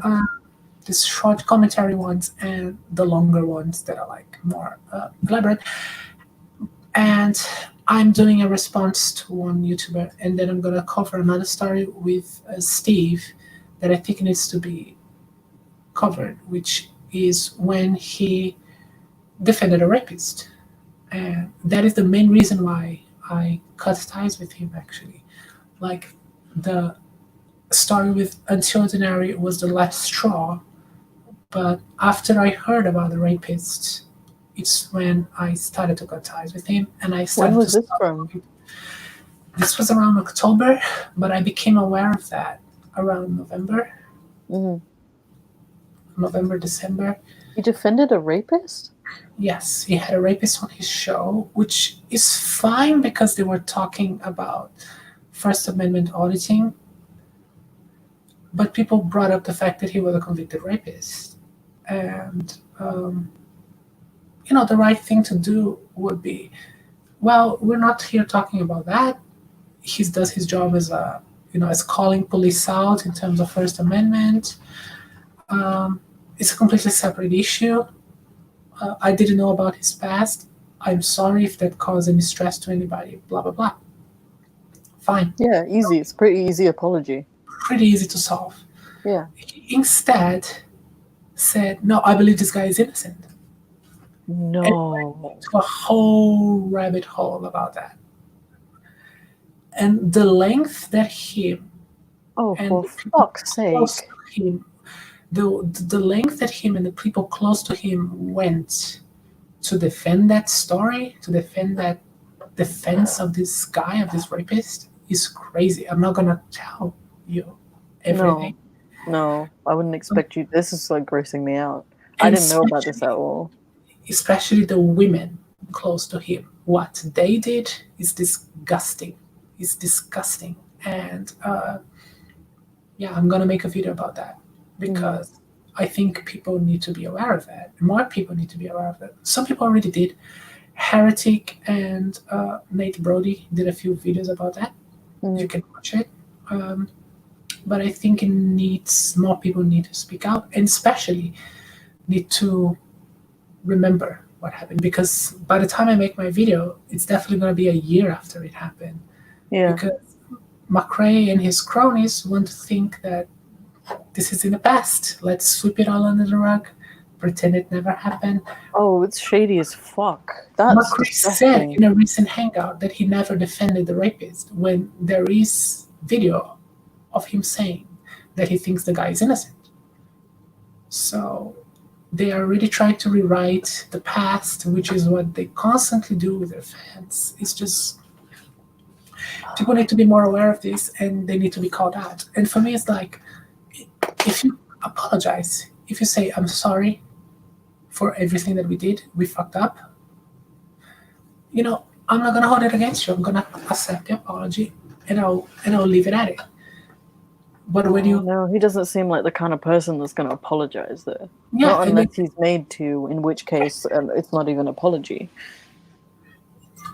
Oh, that is exactly the other YouTuber that I'm calling out. Oh, I'm becoming such a drama queen. Go for it. We love it. New year, Vosh. new you, right? He has a very shady past in terms of like sexual stuff. Yeah. And he made an apology, but did he? Like, some Discord, some back channels on Discord, people always take screenshots. And the internet is forever. You can't hide things from the internet. Can't hide anything. So if you make an apology on public, and then it means shit. In the back channels of Discord, you say, "Why should I apologize?" Doesn't seem very, very genuine. That I don't know if you wanted to cover essence of thought as well. I mean, it's kind of unrelated to all of this, but we can cover him. I'm having a good time, so. Essence of thought, well, that's in the past. Like, with the whole thing with Rationality Rules, and the video that I did is the video that put me on the map, which people, like, I wasn't defending his video. In fact, I said his video had some things that were fucked up. And he acknowledged, like, the whole thing about Rationality Rules is, I respect him because he acknowledged that he fucked up. That was his exact words. I fucked up. I'm sorry. He took his video down and all that shit. So I respect that. Forgive me, I don't know the drama. What happened? So Rationality Rules made a video about trans athletics, where he made the argument that trans women shouldn't compete in female sports. His video did have some transphobic language on it. I admit that in the beginning I maybe cut him too much slack. Another YouTuber, like one of my subscribers, had a very, like, he doesn't really make videos. He made one video response to me that I really liked, where he said, someone could still be transphobic without intent of being transphobic. And he made some very good arguments. It's a trans guy. He's really Andrew. Okay. He's probably not watching, but he's a cool guy. Cool. And he made a very good video. Like, he was saying, for example, you're in a family reunion and someone says something homophobic. They might be saying this out of ignorance, but it's people say out of ignorance. It doesn't make it less transphobic. It's still transphobic. Yeah. And I get that. And yes, I changed my mind a little bit about it. Rationality Rules' first video, you could say it was transphobic, or at least has some transphobic things on it. I agree with that. But again, it was out of ignorance. It wasn't out of malice. He was just it was clearly that he was completely ignorant about this stuff. He didn't know anything. That's how I feel whenever I talk about trans issues. I just feel like I'm offending everybody. He made a mistake about talking about something. He didn't know much enough, and without talking to people who know about it. If he had talked to trans people before making his video, a lot of problems would have been avoided. And he recognizes that. And like, I understand there was some criticism. He took too long to make an apology, blah, blah, blah. But the thing is, he went to the Atheist Experience, and he did 2 shows on the Atheist Experience. It was extremely successful. They got a lot of views. And I think it was their most successful show, with him and Magdalahunty and Cosmic Skeptic. And after he left the Experience and went back to the UK, they released a public announcement pretty much denouncing him, saying, we are sorry that we caused a lot of stress to trans people by having this guy who made transphobic videos in our show. Like, that is throwing him under the fucking bus. Like, you fucked up. Like, you shouldn't do it. And that was my video was about. If you're going to do this, didn't have him on your show. Like, you have him on your show. Treat him like a fucking king. And after he leaves, you just literally throw him under the bus. Yeah. Like, this is fucked up. This is unethical. This is wrong. And you should have just cut him from the show. Yeah, if you didn't want him. If you didn't want him, didn't even have him. Editor Pure is talking about Jamie. Jamie Boone is the president of the Atheist Experience. Actually, it's the ACA, Atheist. I forgot the name. It's the organization that produces the Atheist Experience. Right. And, well, it wasn't him that made the original announcement. It was other people behind his back. Whole fucking drama. Fucking drama. And that's really fucked up. He had to make an apology to Rationality Rules, but at the same time, he had to be careful not to offend, the trans people, LGBT people who follow the show and are members of the ACA. It was a huge fucking drama. It's just like, it led to the breakup of the Atheist Experience team. That's why Harris, what's her name? Tracy Harris left. She was favorite host. Because she was on team Rationality Rules is a transphobe. And then after Jamie Boone, the president, made his announcement, we apologize to Rationality Rules. Tracy Harris and others got upset about that because they kind of go back to what they had said. So some of them left, and that's really childish. And what happened to me? Well, Rationality Rules made an apology video, and in his apology video, he wanted to show to people that he listened to trans people, and that not all trans people was okay with what the ACA did. Yeah. And he wanted to show that. So he used parts of my video. He asked permission to do it. He was very polite. He was very nice. He showed me the video before he broadcast it. He sent me the video and said, "Are you okay with this?" And that's really nice of him to do that. Not everybody does that in this world. It was nice of him. He was respectful to me. And in my perspective, what he did was a shout out. That's what he did. I had 30 subscribers when I made that video. 30. Oh, shit. He really gave you a shout out then. Yes. And I was a fucking nobody. He was a channel that I already liked, Mm. with a huge fan base, 200,000 followers. And he made a video saying, "Oh, you should subscribe to Sarah. Sarah is awesome." He played long parts of my video. He didn't play like fucking 10 seconds. He played like Yeah. 5 minutes of my video. Mm. And I said, "Yeah, sure, you can do it." And then at the end, he posted a link to my channel, and it was a shout out. But some people said, "You're an Uncle Tom. He's using you as a token." And There's always one, isn't there? It was something I wasn't expecting. Really? Yeah, I wasn't expecting that. Okay. It mostly came from Essence of Thought fans. And Essence of Thought had made a video, and I left a comment to his video, on his video. He was responding to people saying, if you agree with Rationality Rules, you have internalized transphobia.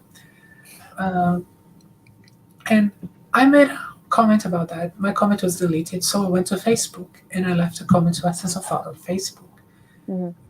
Essence of Thought deleted my comment on Facebook and insulted me. What did he say? He just called me an asshole or something like that. I don't know. Okay. But deleted my comment, and my comment was pretty respectful. Mm-hmm. I mean, I was calling him out for deleting comments because I don't agree with that. Mm-hmm. But it was a respectful comment, and about how his whole thing about being so aggressive and so intolerant and unwilling to have conversations was a problem. That was the basis of my comment.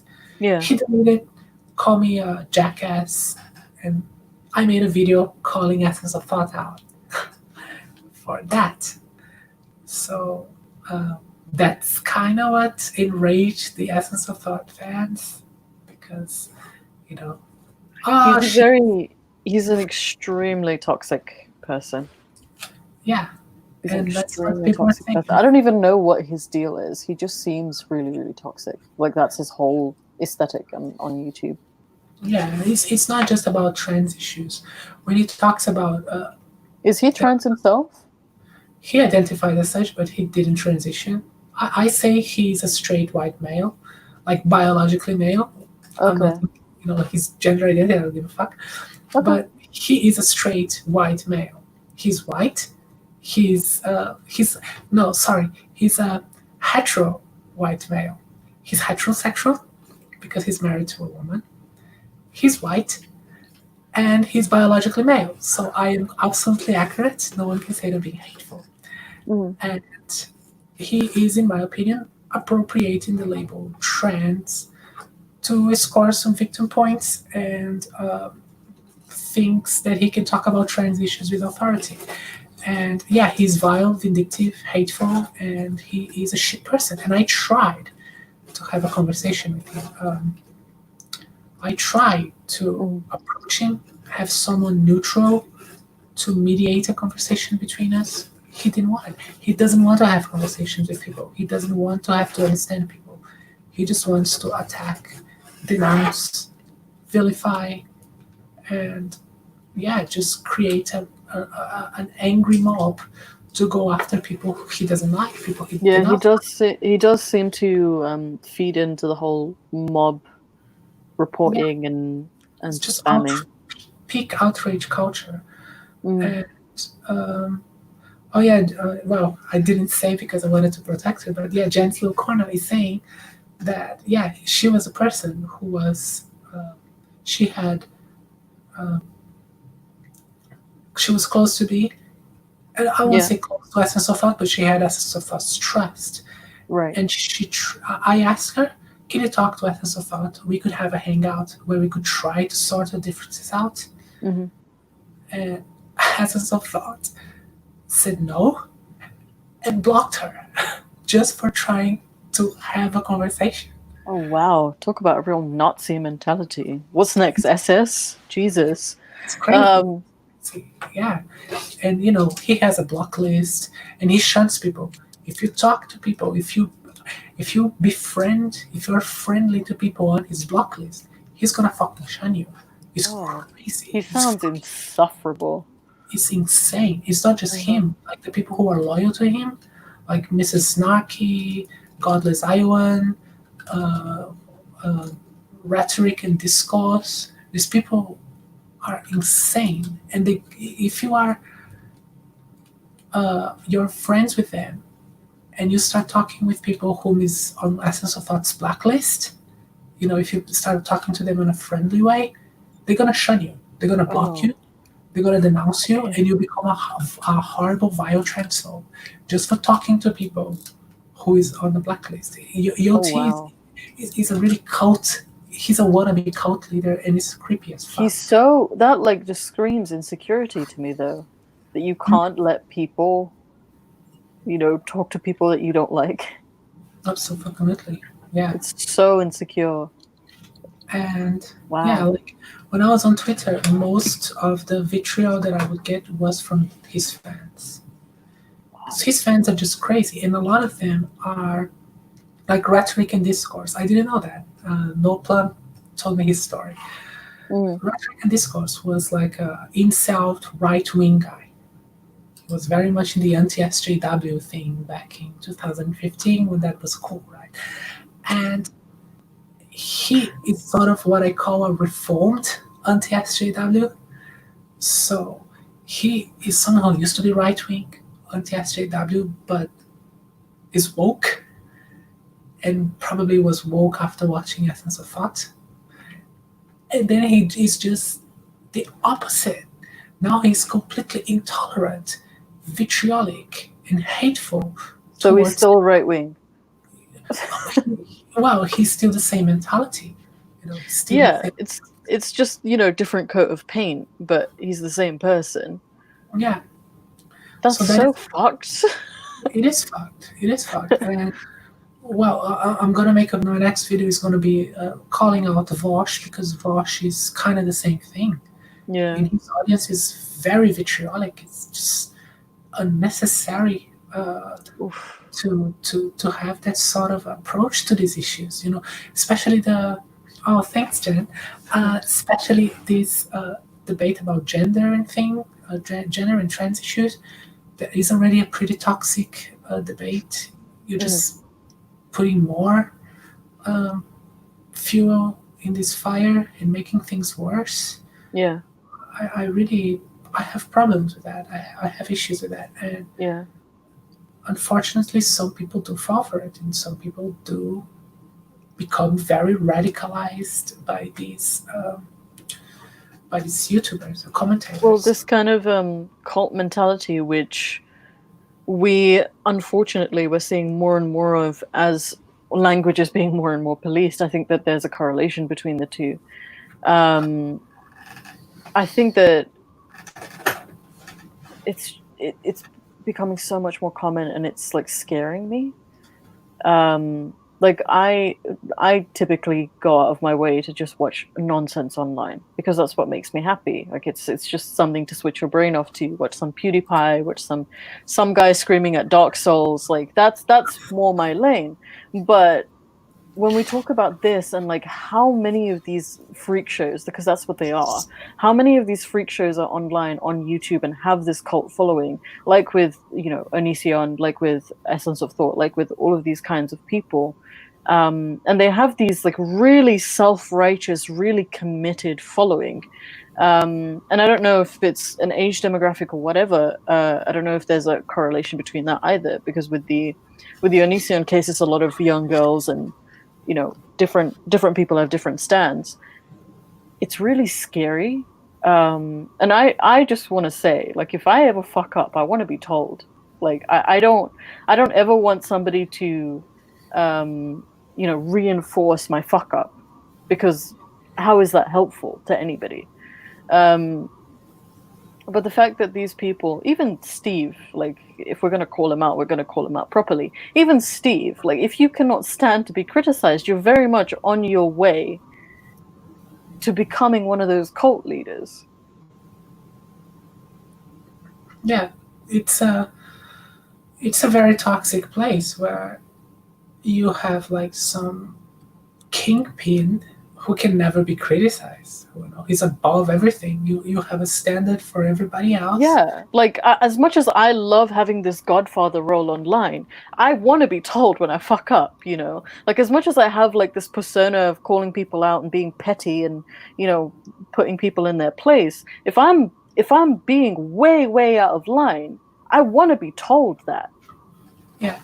You know, because it's as much as I do enjoy, you know, taking jabs at certain people. Like, for example, a couple of days ago, one of my good friends passed away, and you know, we were always nice, but we had very different ideologies. He was, you know, he was a preacher, he was a Muslim preacher, and you know, I am who I am, and we had a lot of differences, but there was a lot of understanding between that. What I found myself doing was that I was really scared to approach the other preachers and be like, "Hey, I want to pay my respects," because this person was my friend. And it should never be like that. At the end of the day, you know, we're all people and we all make mistakes and we fuck up. And the way that we grow is that people tell us that, hey, you're done fucked up. You know, you got to fix this about yourself. And you can't keep living like this. And yes, it's your own prerogative to go in and change that. Nobody can make you change if you don't want to change. But it's essential to your growth that you allow people into your life to have that criticism and have that, you know, self-reflection and introspection.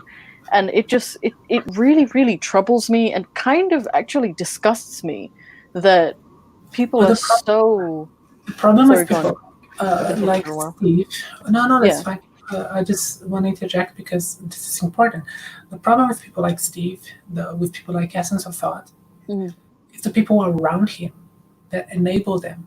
Yes. People around them that enable and then make excuses for them. You know, when somebody calls out Essence of Thought, you're going to have rhetoric and discourse. You're going to have, what's the name of that woman? Chrisiosity, godless cranian, always making excuses, you know, always protecting him. That is a problem. That's why they keep getting away with shit within their little circle jerk. Because I think it is a problem, but at the same time, I do also think that those are the only kinds of people that they will let into their circle. And as someone who's been, you know, been on both sides of the fence in terms of like in an inner circle of a narcissist, because that's essentially what we're talking about. It's just pure narcissism. You know, like my father was a narcissist. I used to be one of those people who used to make an excuse for every single fucking thing he did, even though he's a horrible fucking person. And it's really painful when you put all your eggs in that basket and then you realize, oh wait, this fucked up. You know, and I think I've done a good job of being able to recognize those things and call them out very quickly. But at the end of the day, when these kinds of people who are very narcissistic, the only people that they will let near them is the kind of people that will reinforce their identity or the mask that they put up. And I don't know. I don't know what the solution is, but it definitely deserves calling out. And I'm glad. Really, like, if you are a creator, you know, you associate with whoever you would associate with. But yeah, from my experience, associating with someone like this for 6 months, it's really not worth it. It's really not worth it because, yeah, the moment I called him out, I was shunned. I was cast out. I became a troll. You know, I just became one of them. Yeah, one of the other. Yeah, and actually that just encourages you. The reason why you often see me making fun of Steve on social media is because of that. Is because after all this time, every time I call him out, he refuses to address my arguments. He won't even acknowledge you, which I find extremely childish. Yeah, he refuses to acknowledge what I'm calling him out for. It's just Sarah is a nasty, evil person. You know, she's a big bad beanie. You know. You know what? There's being petty, which I can respect in a person. I respect petty. Again, I respect the game. But there's being petty, and then there's being a little bitch, and he needs to stop doing that. Like, you either address it or you just ignore it. One of the two. You don't go out of your way to say, "Oh, I don't even pay attention to that person anymore." Like, Well, okay, the reason why was hilarious though, because in my video about Lillee Jean, I exposed Defengo as a doxer, and like there is no fucking way yeah, you can say Defengo is not a doxer after watching my video. yeah. And Steve McRae, one day before my video, on a stream, somebody said that Defengo, you associate with doxers like Defengo, and he said, Defengo is not a doxer. What are you talking about? I've never seen anything about Defengo being a doxer. And the hilarious thing, after I put out my video, Defengo came to Steve and said to Steve, Steve, did you see this? And, a video showing Defengo as a doxer. And Steve said, I don't watch Sarah's video, ever. That's the thing. How? Then he goes and he says, Defengo is not a doxer. I have no evidence. Because you don't watch the evidence, you dumbass.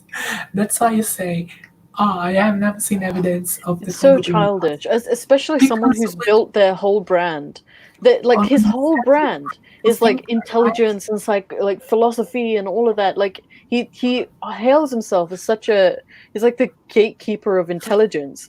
Like that's how he hails himself. And after all of that, you can't be honest. It's really gross. Like I don't like it. Like that's the thing. It doesn't matter where the criticism comes from. That's the thing that a skeptical, critical thinker should always be like. If Essence of Thought makes a video about me, let's say makes a video calling me out, it could be a nasty video, but if there are arguments that are valid, it could also be valid. Yeah. Yes, and another point to Rationality Rules, because he acknowledged that in his apology video, like he criticized Essence of Thought for the personal attacks to him, but he acknowledged that Essence of Thought had some good points in regarding to the science. Like some of the things Rationality Rules put in his first video was wrong, and Essence of Thought corrected him. So it doesn't matter where it comes from. Same thing with it could be the Lillee Jean bullshit drama. Yeah. I defined doxing, went to Wikipedia. This is what doxing dictionary, is. And then I showed what Defengo did in his streams. That is doxing. Like there is no way to say it is not. And in response, Defengo went on his channel and did a stream responding to me, where he pretty much lied to his audience and said that he didn't say, but he insinuated that I said that he went on a Facebook page about... You doctored the dictionary? No, he's like... Because I said... Sorry. If you go to an archive to show a deleted Facebook profile, you are doxing a person, right? And he mixed that with Creepshow's doxing, which are two different things. So it's like he was conflating both things. Right. Because he can then say, I never went to Creepshow's Facebook. I never said you did.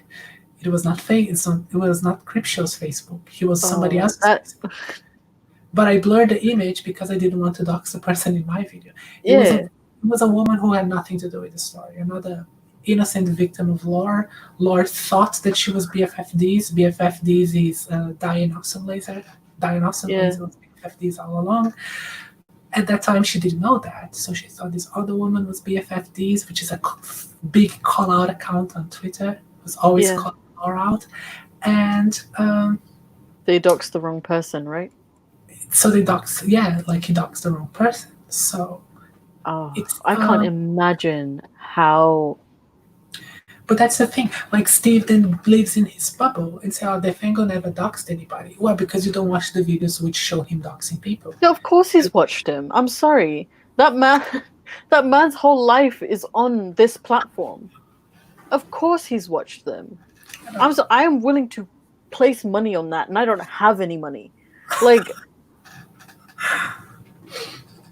Well, my video has 9 dislikes, and... I know one is Defengo because he disliked it on his stream. Well, you can say maybe 5 are Lillee Jean, Laura, and their sock accounts. And there is another 3 there. I suspect Steve, Cheshire, and Red's Rhetoric probably. Yeah, Cheshire is kind of disappointing because I really like Cheshire. I do genuinely like Cheshire. Cheshire is a nasty person. Oh, really? Oh yeah. Wait, my video about rape apologizing. Okay, all right. Yeah, we might talk about this afterwards. But it's almost been 2 hours. I think we're going to close it out. I think that's enough tea and enough also important stuff. But thank you for coming on. It's been really fun having you. We literally did like 45 minutes of important stuff, and then it was just tea. It's the best part. It's the best part. But before we close out, do you have any final thoughts, final comments? Do you have anything coming up that you would like to share? We have some mods in the chat who've been sharing your channel. Please do subscribe to Sarah. Her content's great and it's only getting better. So, I mean, very jealous. Her videos usually do better than mine, but it's well deserved. She makes really, really good videos. So go and follow her. Thank you. If you watch that, my comment is a mix of drama and philosophy, so if you're into that stuff, subscribe. And also, if you just want to see a pretty face. Oh, please. It's true. So, I'm expanding my channel. I used to be more serious. I'm trying, even in my philosophy videos, I am trying to be, more entertaining. Yeah. Because YouTube is entertainment. And if you want to teach people, if you want to talk about, funny, deep stuff, you try to be entertaining. Yeah, I agree. Well, I don't know if you follow PewDiePie's content a lot, but I love him. I think he's probably one of my favorite YouTubers. But he started making philosophy videos. And for the first time in ever, I was interested in philosophy because they were funny and he had a way of summarizing them to make it interesting.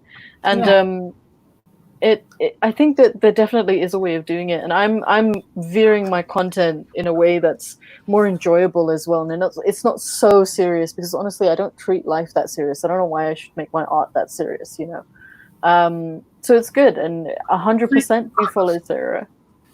People are on YouTube for different reasons, so some people are academics and they are trying to have an educational channel, so I hate PewDiePie.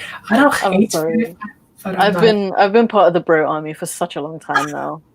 I used to watch him when I was a kid. I used to watch, I watched the original Amnesia, the series that he did. I've been a fan for a very, very long time. And also he's had a lot of it feels like I've grown up with him. So it's very nostalgic for me to continue, just keep going. But yeah. I am not a follower of his stuff. I am not subscribed to his channel.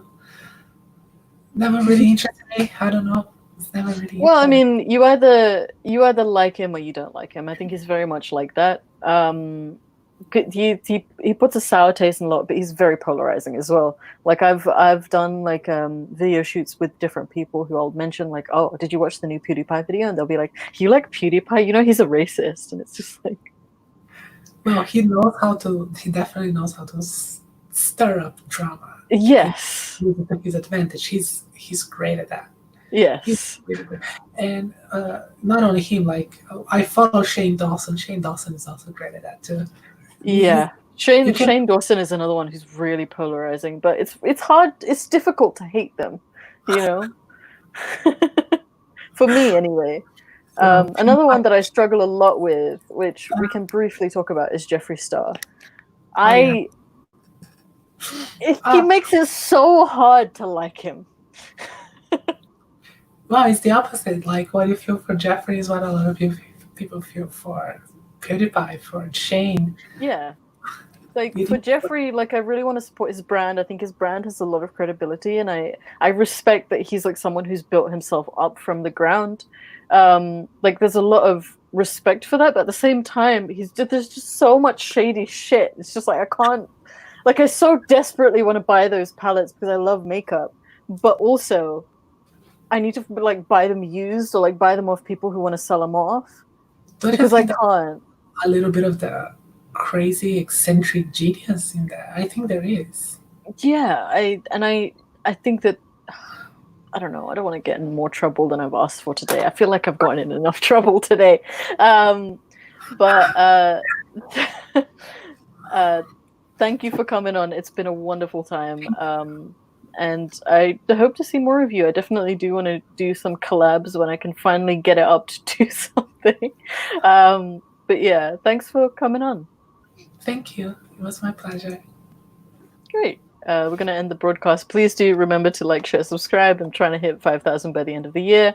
I would really, really appreciate people buying stuff from my Amazon wish list. Obviously, you don't have to, but I would really, really appreciate it. I'm going up and down in my depression spirals, and I'm very reckless at the moment. Yesterday, I was just Googling and YouTubing videos about how to tattoo myself. I'm in a really bad place right now, guys.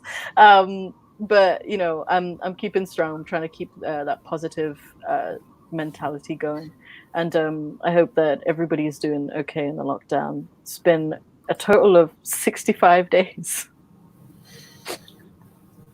But yeah, thank you for joining us, and I hope to see you guys in the next video.